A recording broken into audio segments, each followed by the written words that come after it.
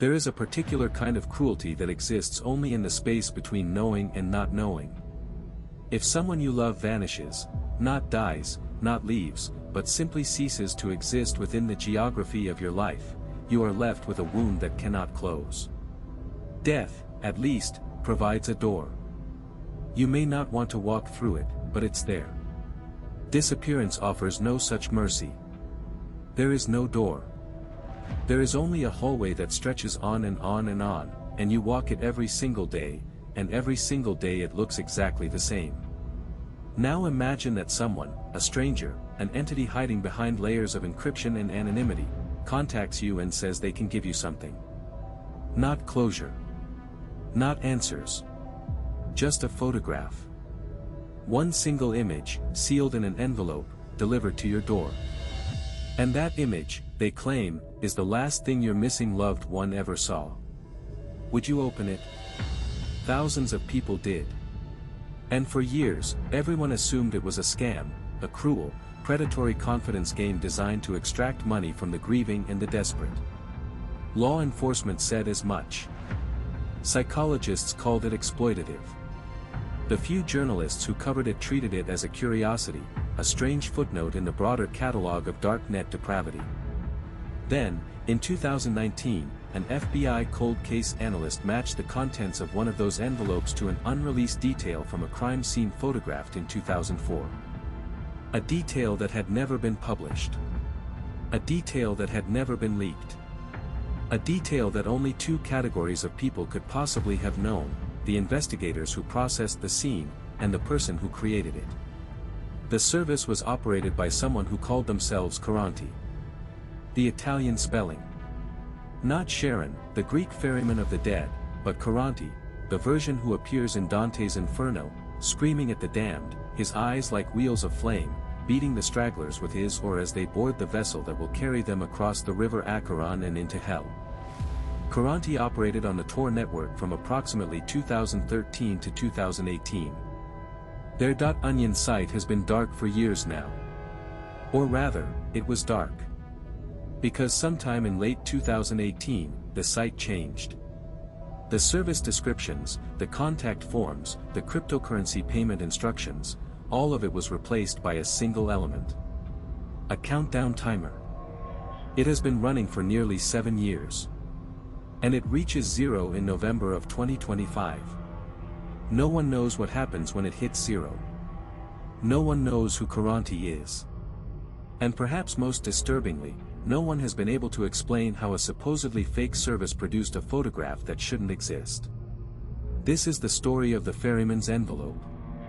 And I need to warn you, not about graphic content or disturbing imagery, though both are present in the periphery of this case, but about something more fundamental. This story does not have an ending. Not yet. It has a date. And that date is approaching. Let's go back to the beginning. The first known reference to Caronte's service appears in a post on a darknet forum called The Threshold, dated March 14, 2013. The Threshold was not one of the more notorious hidden service forums. It wasn't a marketplace for drugs or weapons or stolen data. It occupied a stranger niche. It was a board dedicated to what its users called liminal services, offerings that existed in the gray space between legitimate and criminal, between real and performative. Think of it as a bazaar for the uncanny. Users could find everything from alleged psychics who claimed to channel the dead through encrypted text chat, to individuals who offered to visit specific locations and describe them in obsessive, poetic detail for clients who could never go there themselves. Most of it was theater. Most of it was harmless. Caronte's listing was different. It was sparse. Clinical. The post contained no embellishment, no mystical language, no promises of peace or healing. It read, approximately, and I'm working from archived screenshots here, so the translation from what was originally a mix of Italian and English may not be perfectly precise. It read: I provide a service for those with missing persons in their lives. For a fee, I will mail to you a sealed envelope. Inside will be a single photograph. The photograph will depict the last thing your missing person saw. This is not a psychic service. This is not a spiritual service. I do not communicate with the dead. I do not guarantee your person is dead. I guarantee only the contents of the envelope. The fee is 0.5 Bitcoin. The delivery window is 14 to 90 days.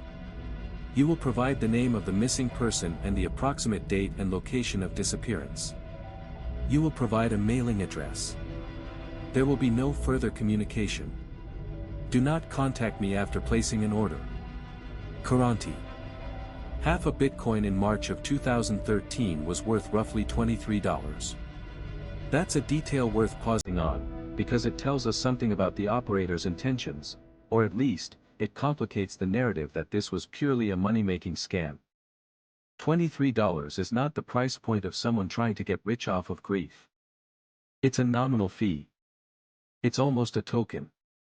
As Bitcoin's value increased over the following years, Caronte adjusted the price downward in BTC terms, seemingly pegging it to a fiat value of somewhere between $20 and $50. This was never a lucrative operation, at least not on the surface. The post attracted minimal attention initially. A few replies called it distasteful. One user asked for proof. Caronte did not respond to any comments. The listing simply existed, static and patient, like a sign posted on a door in a part of town you don't visit. But people found it. The specific type of people who would find it, the desperate, the haunted, the ones who had exhausted every legitimate avenue and found themselves wandering the internet at 3 in the morning, typing search queries they'd never admit to in daylight. Find missing person dark web. Someone who knows what happened to my sister. Last resort missing loved one. The threshold wasn't indexed by Google, of course, but information has a way of migrating. Links got shared in private Facebook groups dedicated to missing persons cases. They appeared in Reddit threads about unsolved disappearances. They were whispered about in the comments sections of true crime blogs. And so the orders trickled in. Slowly at first. Then steadily. The first person to publicly discuss receiving an envelope from Caronte was a user on a missing persons forum who went by the handle @MariaElena_waiting.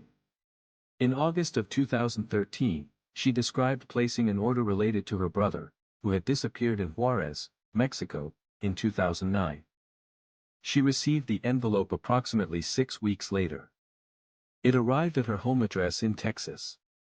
A plain white envelope. No return address. Inside was a single photograph, printed on standard glossy photo paper, 4 by 6 inches. She described the image as showing a stretch of desert road, taken from what appeared to be a low angle, almost ground level. The road was unpaved. There was a single utility pole in the background. The lighting suggested late afternoon. There were no people in the photograph. No identifying landmarks she could recognize. No indication of violence or distress. Just a road, and dust, and empty sky. She said she stared at it for 3 hours. She said it meant nothing to her.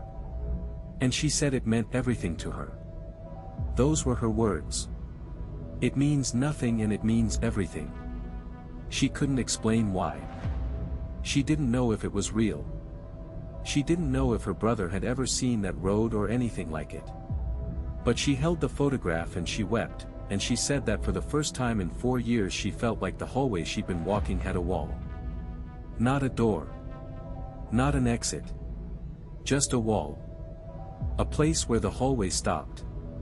And that, she said, was something. This post was the first seed. It spread. Others began to share their experiences. The envelopes arrived in different countries. The United States, Canada, the United Kingdom, Italy, Germany, Brazil, Australia, Japan. Wherever the client lived, the envelope found them. Always plain. Always without a return address. Always containing a single photograph. The photographs varied enormously. Some depicted landscapes, a forest clearing, a stretch of highway, a particular arrangement of buildings in what appeared to be a small town. Some depicted interiors, a room, a stairwell, a ceiling viewed from below, Some were oddly specific: a close-up of a car's rearview mirror, a kitchen table with specific items arranged on it, the interior of a shipping container with light entering through ventilation holes.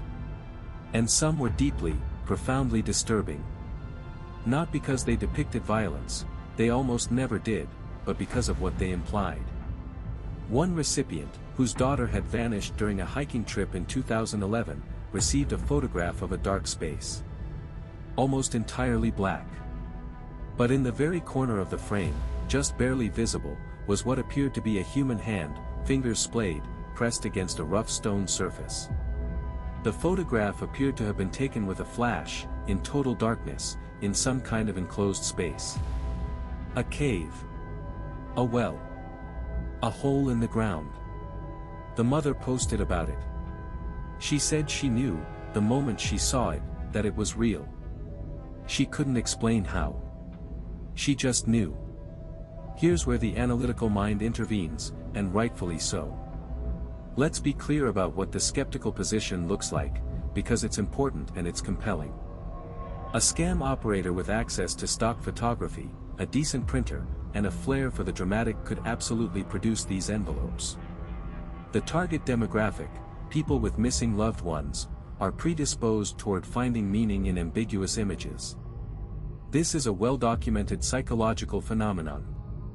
Show a grieving mother a photograph of almost anything and tell her it's connected to her missing child, and her brain will forge connections. It will find meaning in the angle of light. It will recognize something in the texture of a wall. This is not weakness.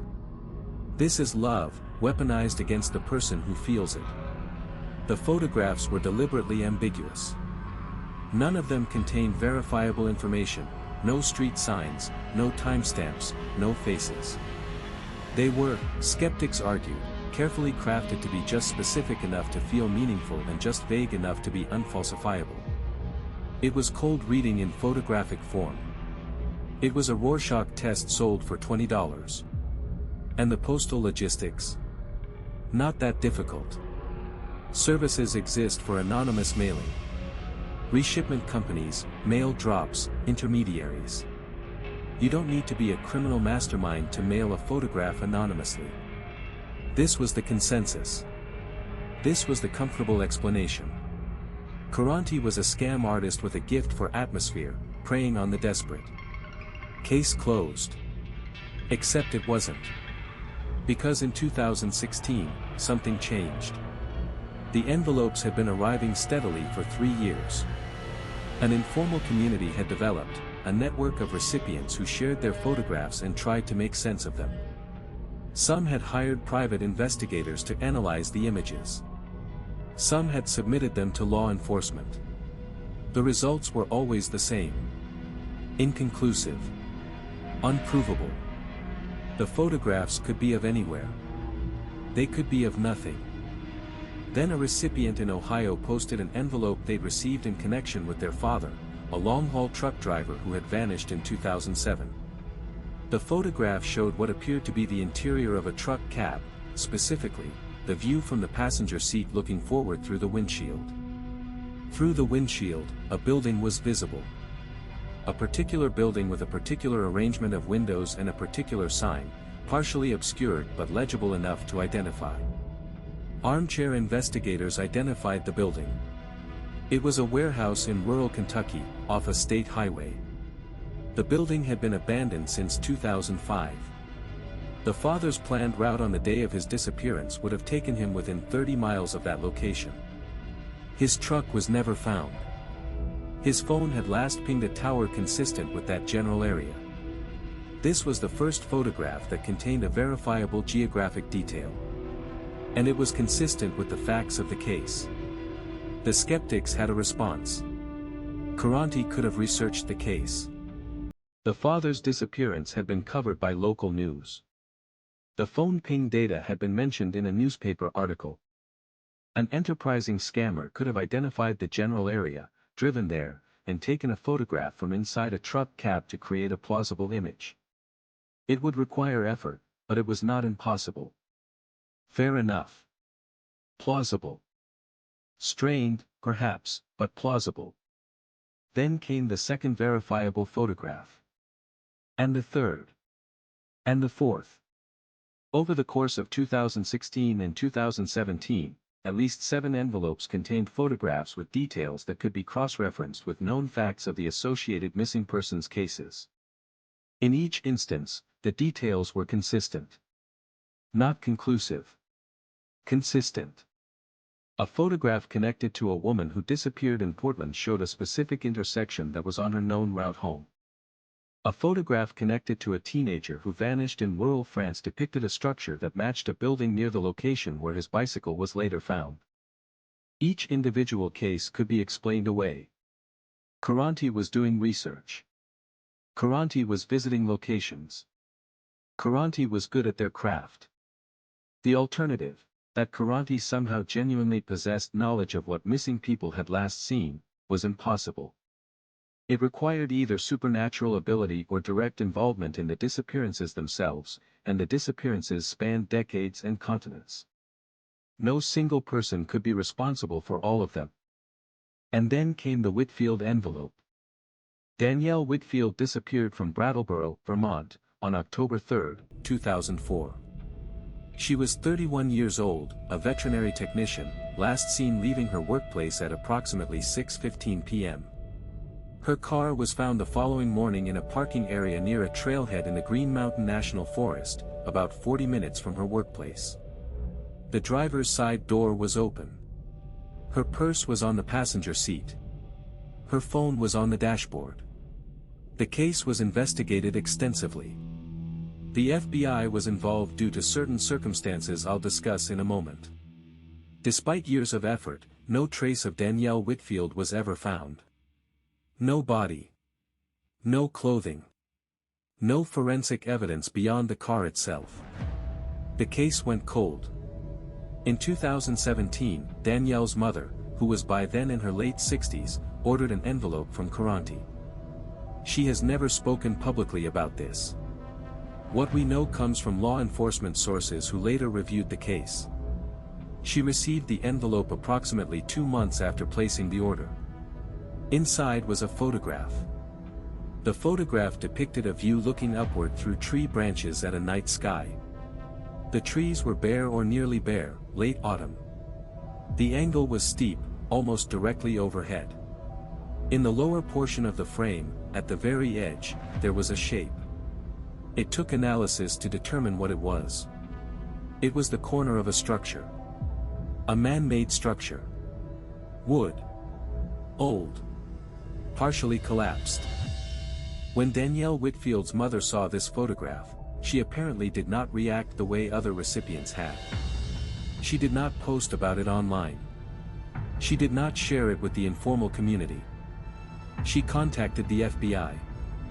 She contacted the FBI because she recognized the structure in the corner of the photograph. And what she told them was this: during the original investigation, search teams had located a collapsed hunting blind in the forest, approximately 2 miles from where Danielle's car was found. The hunting blind had been searched and cleared. No evidence was found there. But the location of the hunting blind had never been released to the public. It was mentioned in internal case documents and nowhere else. Danielle's mother knew about it only because an agent had mentioned it to her verbally during the investigation. The FBI's cold case unit reviewed the photograph. They compared it to crime scene photographs taken of the hunting blind and the surrounding area in 2004. And they confirmed that the structure visible in the corner of Caronte's photograph was consistent with the hunting blind. The tree line was consistent.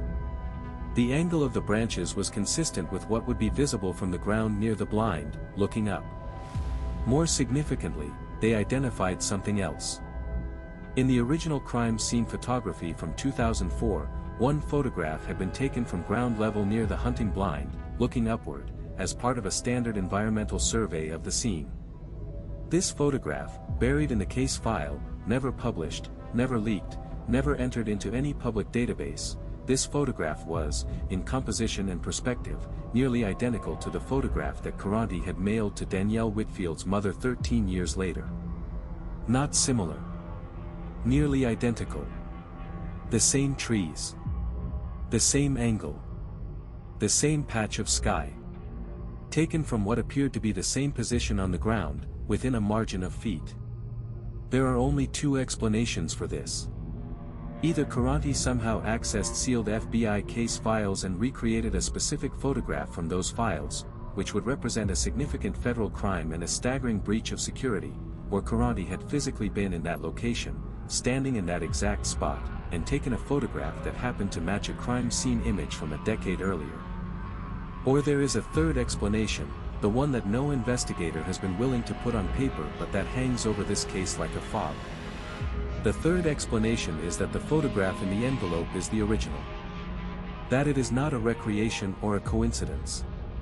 That someone took that photograph in 2004, from the ground, looking up through the trees, at the last thing Danielle Whitfield saw. And that 13 years later, that photograph found its way into a plain white envelope and arrived at her mother's door. The FBI opened an active investigation into Caronte in early 2018. I want to be transparent about what is publicly confirmed and what is reported but unverified. It is confirmed that the Bureau investigated the .onion service. It is confirmed that they attempted to identify the operator through standard and advanced de-anonymization techniques. It is reported, through sources who spoke to independent journalists on condition of anonymity, that the investigation was classified at an unusually high level, higher than a typical cybercrime case would warrant. It is also reported that the investigation produced no actionable identification of the operator. Caronte, whoever or whatever they were, was a ghost in the most literal digital sense. The Tor service was configured with extraordinary sophistication. The Bitcoin transactions were routed through mixing services that, even by 2018 standards, were effectively untraceable. The envelopes bore no fingerprints, no DNA, no fibers. The photographs were printed on paper available at any office supply store in any country. The ink was standard inkjet. There was nothing to trace. In late 2018, the service stopped accepting orders. The contact forms disappeared. The payment addresses were deactivated. And the site changed to what it is now, a single page, black background, white text, displaying a countdown timer. I want to describe the experience of visiting this page, because it's important to understanding the psychological effect of Caronte's work. You navigate through Tor. The page loads. It is plain. There is no decoration, no imagery, no text beyond the timer itself. The numbers are displayed in a standard digital format. Days, hours, minutes, seconds. They count down. That's all. But there is something about watching those seconds tick away. Each one is a subtraction. Each one brings the number closer to zero. And zero means something. You don't know what it means. Caronte has offered no explanation, no hint, no context. There is just the countdown, and the certainty that it will end, and the absolute absence of information about what happens when it does. As of my research for this piece, the timer reaches zero in November of 2025. I will not give the specific date because I don't want to contribute to whatever event Caronte may have planned, but the information is findable for those who look. The date is real. The countdown is accurate. It has been verified independently by multiple researchers. It is not a loop. It is not a trick. It is counting down to a specific moment, and that moment is approaching. Now, let me tell you about the patterns. When the service was active, the informal community of recipients began to notice things. Not all of them. Not immediately. But slowly, as more photographs were shared and analyzed, certain patterns emerged. First, the photographs appeared to correlate with the circumstances of disappearance in ways that went beyond geographic consistency. In cases where the missing person was believed to have been the victim of foul play, the photographs tended to be darker, both literally and figuratively. Lower lighting. Enclosed spaces. Constrained perspectives. In cases where the disappearance was potentially voluntary, a runaway, a person fleeing an abusive situation, the photographs tended to be more open. Wider angles. Outdoor settings. Horizons. Second, several recipients noted that the photographs contained what appeared to be reflections. In a window. In a puddle. In the surface of a car. And in these reflections, if you looked closely, and people did look closely, obsessively, with image enhancement software and magnification tools, there were shapes. Forms. Nothing definitive. Nothing that could be identified as a face or a figure. But shapes that didn't quite belong. Shapes that your eye kept returning to. Third, and most disturbingly, at least 4 recipients reported that after receiving their envelope, they experienced a period of what they described as unusual dreaming. Not nightmares, exactly. Repetitive dreams in which they found themselves in the location depicted in their photograph. Standing there. Looking around. Unable to move or speak. And in these dreams, they felt a presence. Not threatening. Not comforting. Simply there. Watching. Waiting. I want to be careful here. I am not presenting this as evidence of anything supernatural. Dreams are influenced by emotional state, by obsessive focus, by the power of suggestion. If you stare at a photograph for hours, convinced it shows the last thing your missing loved one saw, your sleeping mind will put you there. That's psychology, not paranormality. But I mention it because of what one of these recipients said. A man in the UK whose wife had been missing since 2010. He described his recurring dream in a forum post, and he ended it with this. In the dream, I'm standing in the place from the photograph. And I know she was here. I know it the way you know your own name. And I look around, and I start to understand something. I start to understand that the photograph isn't showing me where she was. It's showing me where she still is. Not her body. Not her remains. Her. The part of her that saw this. The last moment of her seeing. It's still here. It got stuck here. And Caronte didn't take this picture. Caronte collected it. Like collecting a butterfly. Like pinning it under glass. I have read thousands of forum posts in the course of researching this piece. That one kept me awake. Let me turn to the investigation from a different angle. While the FBI's efforts apparently stalled, independent researchers, the kind of tenacious, slightly unhinged internet investigators who have cracked cases that law enforcement couldn't, took their own run at identifying Caronte. A group operating under the name Project Acheron spent the better part of 2019 and 2020 analyzing everything publicly available about the service. Their findings, published in a series of long-form posts on a now-defunct research blog, are meticulous and, in places, genuinely brilliant. They established a likely operational timeline. The .onion service was first registered in January 2013. The first known order was placed in March of that year. Based on analysis of forum posts, cryptocurrency transaction timing, and envelope delivery dates, Project Acheron estimated that Caronte fulfilled between 2,500 and 4,000 orders over the 5-year operational period. At an average price of $30, this would represent total revenue of between $75,000 and $120,000 over 5 years. For a criminal enterprise sophisticated enough to evade the FBI, this is essentially nothing. The operational costs, printing, mailing, maintaining the hidden service, laundering the Bitcoin, could easily have consumed most or all of that revenue. This reinforced what the pricing had suggested from the beginning: money was not the primary motive. Project Acheron also attempted to analyze the photographs themselves. They obtained, through willing recipients, approximately 140 photographs from Caronte's envelopes. They ran them through reverse image search, EXIF data analysis, error level analysis, and geographic identification tools. The results were startling. None of the photographs appeared in any reverse image search database. None of them had EXIF data.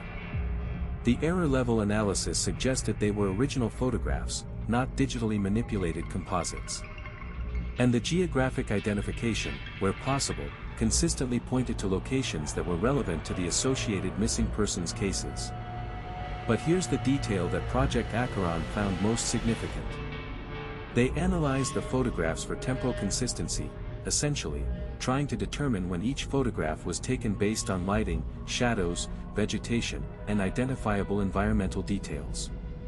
In cases where this analysis was possible, the photographs consistently appeared to have been taken not recently, but at a time consistent with when the associated person had disappeared. A photograph connected to a 2006 disappearance showed vegetation in a state consistent with the time of year the person vanished. A photograph connected to a 2001 disappearance showed a building that had been demolished in 2003, meaning the photograph had to have been taken before that date. This created a profound problem for the scam theory. If Caronte was taking these photographs themselves, they would have to be taking them in the present. But the photographs showed things that no longer existed. Buildings that had been torn down. Trees that had been cut. Roads that had been repaved. The implication was either that Caronte had an archive of photographs spanning decades and continents, collected well before the service was established, or that the photographs were genuinely old, taken at or near the time of each disappearance. And if they were taken at the time of each disappearance, by someone who was physically present at the scene, then we are no longer talking about a scam. We are talking about something else entirely. Something that the vocabulary of criminal investigation struggles to accommodate. Project Acheron disbanded in early 2021. Their final post was brief and uncharacteristic in its tone. It said, simply, "We have reached the boundary of what open-source investigation can accomplish. The remaining questions require resources and authority we do not possess. We strongly recommend that relevant law enforcement agencies prioritize this case. We also recommend that anyone who has received an envelope from Caronte preserve it and its contents carefully. We believe these materials may become significant in ways that are not yet clear." They never elaborated on that last sentence. There are a few more threads to follow before I bring this together. In 2021, a former administrator of the Threshold, the darknet forum where Caronte first appeared, gave an interview to an independent journalist under condition of anonymity. The interview was published in a small online magazine that has since gone offline, but archived versions exist. The administrator said that Caronte had contacted them privately before posting the original listing. The message, which the administrator said they could partially recall but had not preserved, was a request for permission to list the service. It was polite. Formal. It used archaic phrasing that the administrator described as old-fashioned, like someone who learned English from books rather than conversation. The administrator granted permission because the service did not violate any of the Threshold's rules and because, frankly, they didn't believe it was real. But there was one detail from the message that the administrator remembered clearly. Caronte had written, "I have been performing this work for much longer than your platform has existed. I am merely seeking a more efficient means of finding those who need me. Much longer." The Threshold was founded in 2012. Caronte's .onion service launched in 2013. If taken at face value, Caronte was claiming to have provided this service, matching missing persons to photographs of what they last saw, before the darknet, before Tor, before the internet. The administrator dismissed it as theatrics. Character building. The kind of mystique that darknet operators cultivate. But Project Acheron noted something in their analysis that connects to this claim. Among the 140 photographs they examined, several were printed on photographic paper that appeared to be significantly older than the others. Not inkjet prints. Actual photographic prints. Developed from film. Chemically processed. The kind of prints that largely stopped being produced in consumer settings in the early 2000s. These older prints were all associated with disappearances from the 1990s or earlier. I want to let that sit for a moment. If Caronte was producing these photographs at the time of each disappearance, and some of those disappearances occurred in the 1990s, then Caronte has been active for at least 30 years. The service on the darknet was not the beginning. It was a migration. A modernization. And if you take Caronte's own claim at face value, that they had been doing this for longer than the Threshold existed, then the operation may extend back even further. Into the 1980s. The 1970s. Perhaps earlier. How far back can a person go? How far back can a person go? There is one more piece to discuss. The countdown. Multiple researchers have examined the countdown page for hidden content. They have viewed the page source, analyzed the scripts, probed the server, attempted to find hidden directories or embedded data. Most found nothing. The page is remarkably simple. Clean code. A single JavaScript countdown function targeting a specific Unix timestamp. No database connections. No hidden elements. No tracking scripts. Most found nothing. But in 2022, a researcher who goes by null_Ferryman, a name that is either a coincidence or a deliberate reference, reported finding something subtle in the page source. Embedded in a comment tag, invisible to normal viewing, was a string of characters that appeared to be random. Null_Ferryman recognized it as a base 64 encoded string. When decoded, it produced a brief text in Italian. The text, translated, reads, "When the river is crossed, the fare must be paid. I have carried you. Now you will see. Now you will see. I have spent months with this case. I have read every forum post, every archived page, every analysis, every theory. I have spoken, through encrypted channels, with 3 people who received envelopes. I have examined 22 of the photographs. I have stared at them in the dark, on a screen, looking for the shapes in the reflections, looking for the thing that everyone says is there but no one can quite describe. And I want to tell you what I think. Not what I can prove. What I think. I think Caronte is real. Not real in the sense that the service existed, that's documented fact. Real in the sense that whatever Caronte claimed to provide, they were actually providing it. I think the photographs are genuine. I think they depict what Caronte said they depicted. And I think that the mechanism by which they were obtained is something that our current framework of understanding does not have a category for. I do not think Caronte is responsible for the disappearances. The cases span too many years, too many countries, too many circumstances. Some of them have been solved, perpetrators identified and convicted, and none of those perpetrators have any connection to each other or to any common element. I think Caronte is what they named themselves. A ferryman. An entity that exists at the boundary between the known and the unknown, between the living and the missing, and that transports something across that boundary. Not people. Not information, exactly. Something more like moments. Final moments. Last sights. The residue of perception that lingers in a place after the perceiver is gone. I think that for decades, perhaps longer, Caronte has been visiting the places where people disappeared and collecting these residues. Photographing them.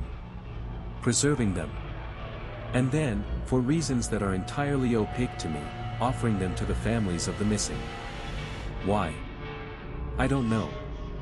The mythological Sharon, Caronte, ferried souls for a fee. An obol, a small coin, placed on the tongue or over the eyes of the dead. Without the fare, the soul could not cross. It was stranded on the shore, wandering, unresolved. Perhaps that's what the envelopes are. Not a scam. Not a cruelty. A fare. A completion of a transaction that was interrupted when someone vanished without a trace. The last thing they saw, delivered to the person who loved them most, so that the circuit can close. So that the hallway can have a wall. Or perhaps that's what I want to believe, because the alternative is worse. The alternative is that Caronte is a human being with direct knowledge of thousands of disappearances spanning decades, who has operated with complete impunity, who has taunted law enforcement, who has toyed with the grieving, and who has set a timer. Because timers mean something. Timers are promises. You set a countdown when something is going to happen. When something is going to change. When something that has been in one state is going to shift into another. And Caronte's timer reaches 0 in November 2025. I keep returning to the decoded message. I have carried you. Now you will see. Carried who?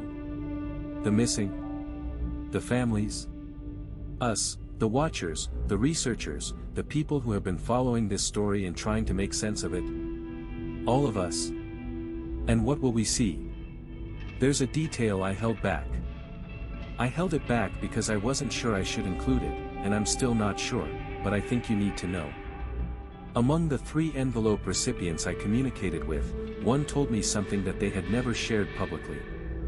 They said that their photograph, connected to their missing teenage son, gone since 2015, depicted a room. An ordinary room. A bedroom, it looked like. Bare walls. A single window with the blinds drawn. An unmade bed. The photograph was taken from the perspective of someone lying on the floor, looking up at an angle toward the window. The parent told me that when they received the photograph, they didn't recognize the room.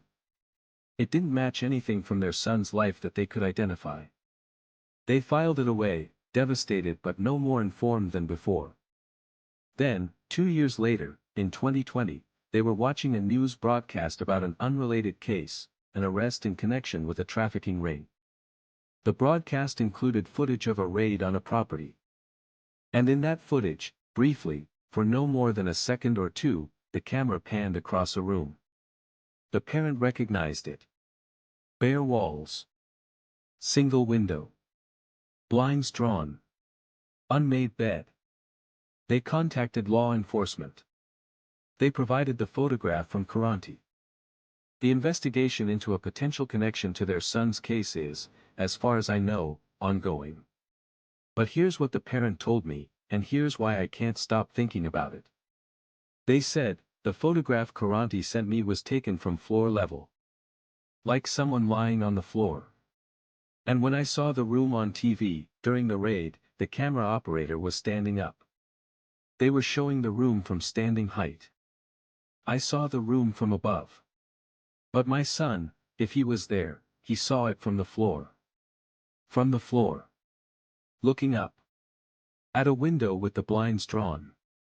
That was the last thing. I don't have a neat ending for this. I told you at the beginning that this story doesn't have an ending yet. It has a date. November 2025. The countdown is approaching 0. Caronte's page is still live. The seconds are still ticking away. And thousands of people, recipients of envelopes, researchers, investigators, and now you, are watching. What happens when a ferryman finishes their work? In the mythology, Charon doesn't retire. He doesn't sail away. He is eternal, bound to the river, bound to the crossing. He exists because the dead exist, and the dead will always exist, and therefore the ferryman will always be needed. But Caronte set a timer. And a timer implies finality. An end to something. A completion. Maybe, when the countdown reaches 0, nothing happens. The page goes dark. The server is decommissioned. Caronte vanishes the way thousands of people before them vanished, simply and completely, leaving nothing behind but questions. Or maybe the page changes. Maybe there's a message. A revelation. A final envelope, delivered not to a single grieving parent but to the entire world. The last thing someone saw, shared with everyone. Or maybe, and this is the thought I cannot shake, the thought that sits in the back of my mind like a shape in a reflection that I can't quite resolve, maybe the countdown isn't counting down to something Caronte will do. Maybe it's counting down to something that will be done to us. Now you will see. We are all, every one of us, looking at something right now. The screen in front of you. The room around you. The light, the shadows, the specific arrangement of objects in your field of vision. This is what you see. Right now. This is the moment. And somewhere, perhaps, someone is collecting it. I'll see you in November.